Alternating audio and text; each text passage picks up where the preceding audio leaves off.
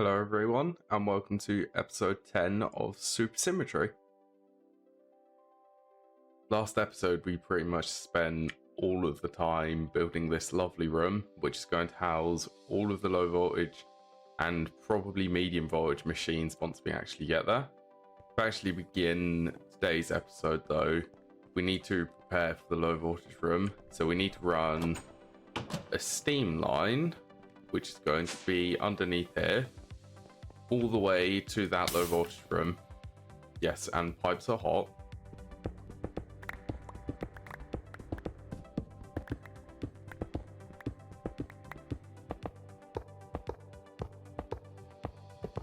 Okay, I have run a steam line going all the way under the low voltage room, where we are going to have all of the machines over there.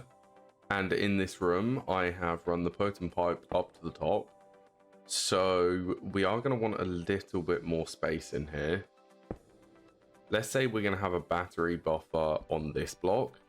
Then these blocks are going to be cables. The machines will be above the granite blocks. So let's run the steam pipe back by one.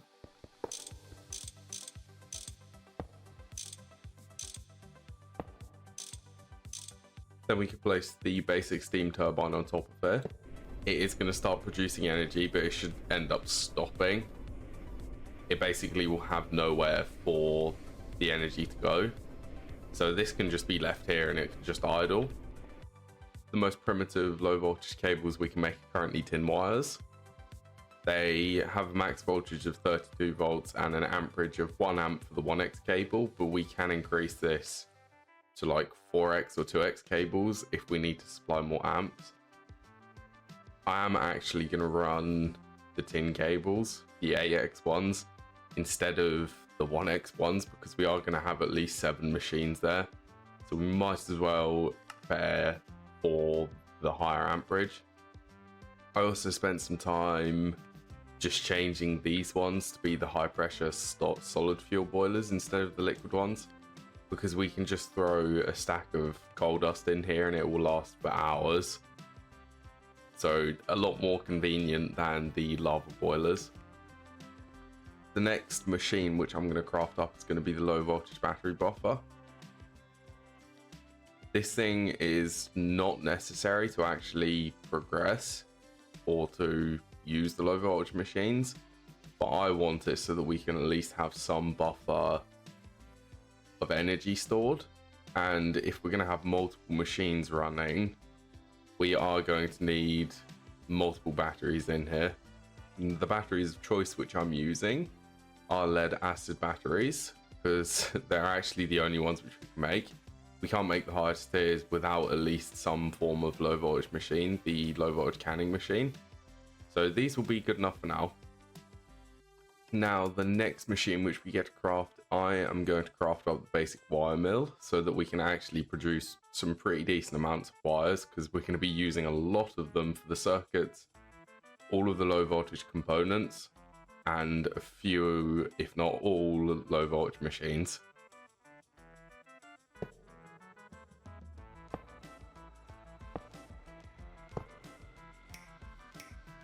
And the battery can go in the low voltage battery buffer.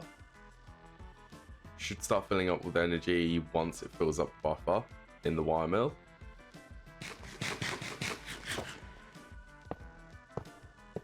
And for all of the low voltage machines, you can rotate these and set auto output for these.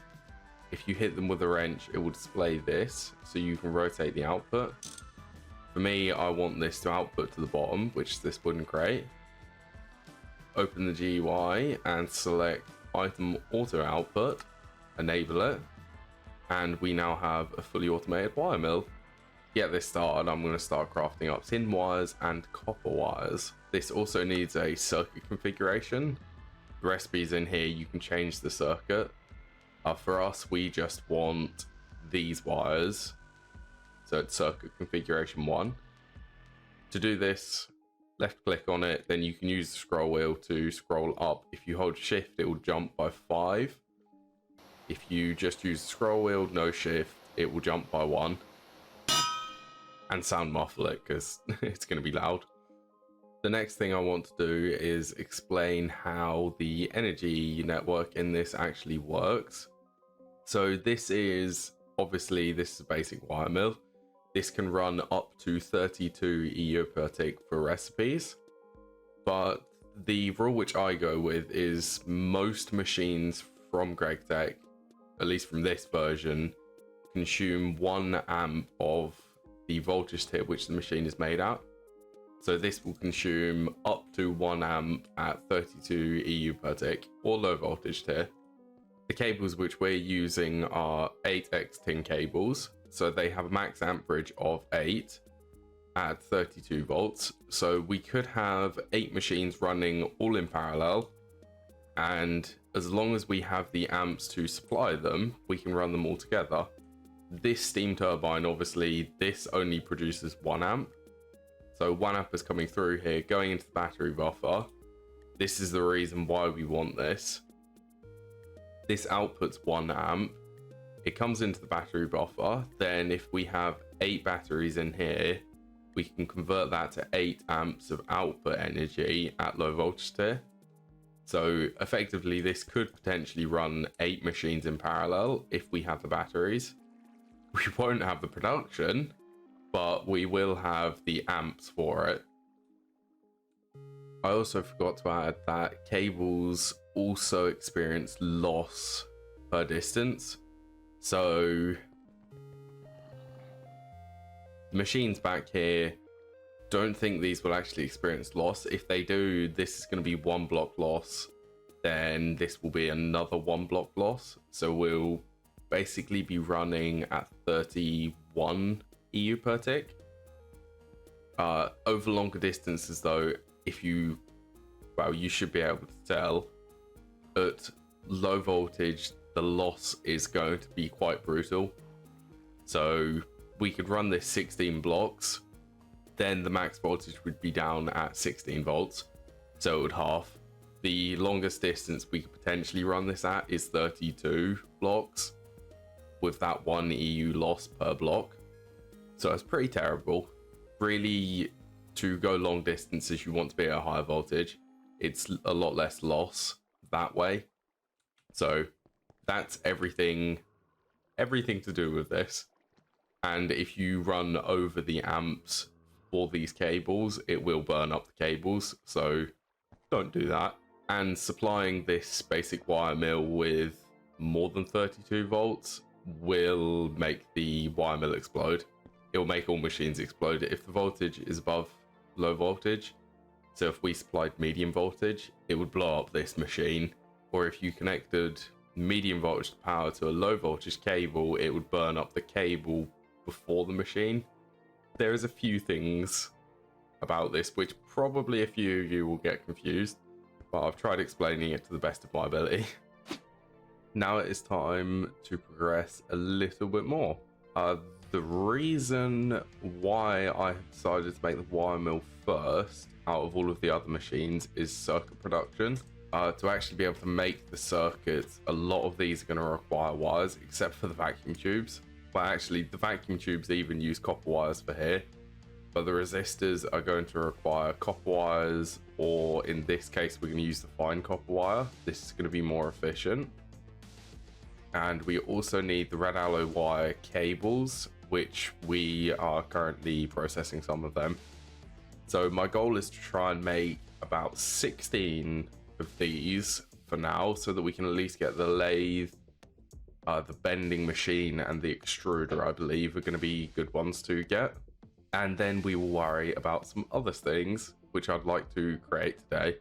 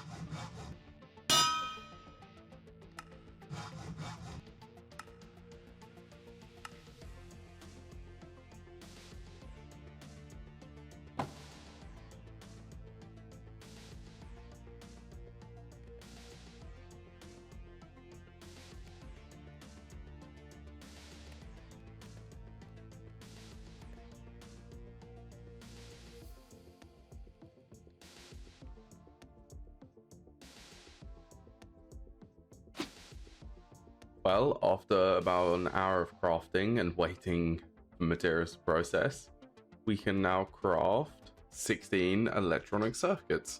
Oh, these are going to be used so much for so many machines, and we're probably going to need a lot more than 16, but this is going to be enough for the machines which I actually want to make. I have a fun little side project to now achieve now that we have energy production and we have a pretty decent stockpile of steel. I want to make one of these power units. It's just a lead acid battery, motor, steel plates, small steel gears, and a steel screw. Fairly simple to make. I would very much like to craft a steel drill as the one which I'm going to achieve.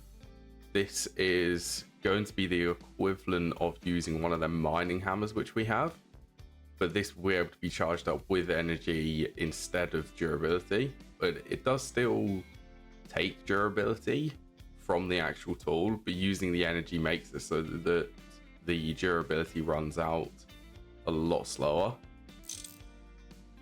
And this also acts like a shovel, so we don't need to carry around a shovel anymore or a pickaxe. If you hold shift and then right click for me with default controls, it will open up a configurable window where you can tell it how big you actually want to mine it. So you can tweak around with this how you actually want it. So if you want it to mine vertically, that one does vertical. This one does horizontal. This one does depth, but this is a low voltage one, so we don't actually get access to this one. To charge it, I am just going to take advantage of the fact that this has a charging slot here. So we can charge it using the basic wire mill, and it will just draw energy from this battery on the back here. This one. I'm just going to do a side-by-side comparison so that you get an idea on the steel drill, because it is actually quicker than the steel hammer. This has a mining speed of 6, this has a mining speed of 9, so it should be quicker. This is mining with a steel mining hammer. It's okay, it could be a little bit quicker. And sound warning, because this is quite loud. This is mining with the steel drill, which we now have.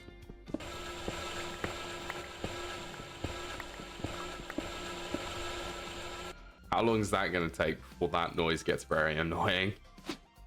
Now it's time for the basic lathe. A little bit of crafting to get this, but we got it now.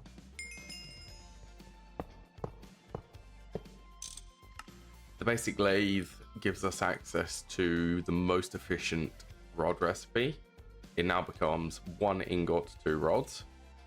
It also makes making screws also more efficient. Instead of using 2 bolts, it now will only use 1 bolt. Next machine is going to be the basic metal bending machine. And the quest.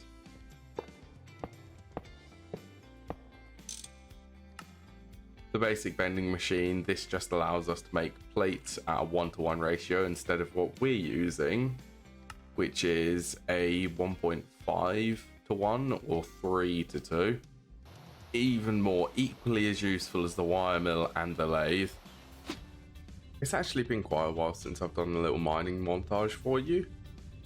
So I join you in the beneath of my world, and we are here to mine cinnabar ore and stibnite, because we need stibnite for antimony. We get to do a little bit of mining here. The antimony, I need it for the lead acid batteries, that's why we're here, because we need to still make more of them.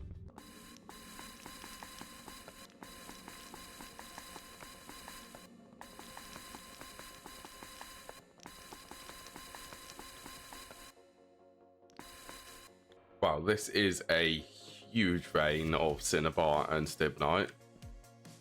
Mind you, there's more cinnabar there is than stibnite here, but we're still getting stibnite from this.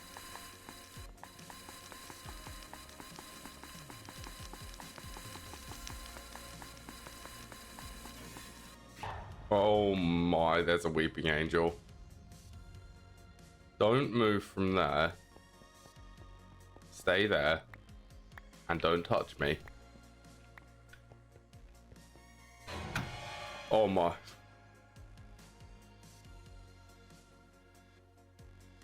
I really, really don't like weeping angels. They are my nightmare fuel. Well, on that thought, I'm gonna head back to base because I'm scared. I absolutely love the recipes in Super Symmetry.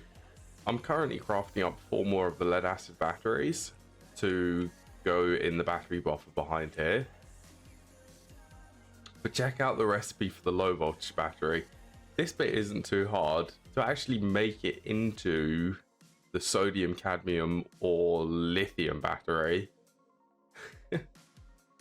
Lithium cobalt oxide, graphite, and lithium hexafluorophosphate. Yeah. Which is then, yeah, well, you definitely get the idea that we're not going to be getting them batteries anytime soon. On that note, we should be able to make 4 lead acid batteries. Lovely. 4 more batteries. One of these batteries I'm going to use for a chainsaw. So we need to make another power unit, which isn't too bad. Steel plates, we can make all of these. Low voltage electric motor. Then we should be able to make the power unit. Then the saw tip. How difficult is this going to be? Steel chainsaw tip.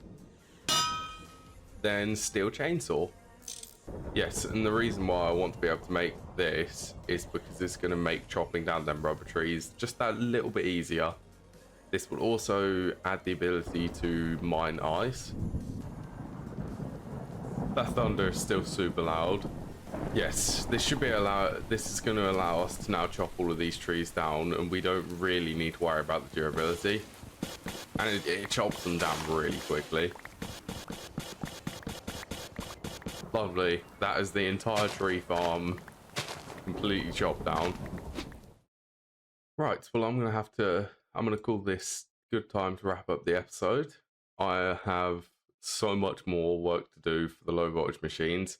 We have a few processing chains which I'm going to try and prepare for next episode. So I hope you all have enjoyed watching as much as I've enjoyed playing. I hope to see you all again some other time.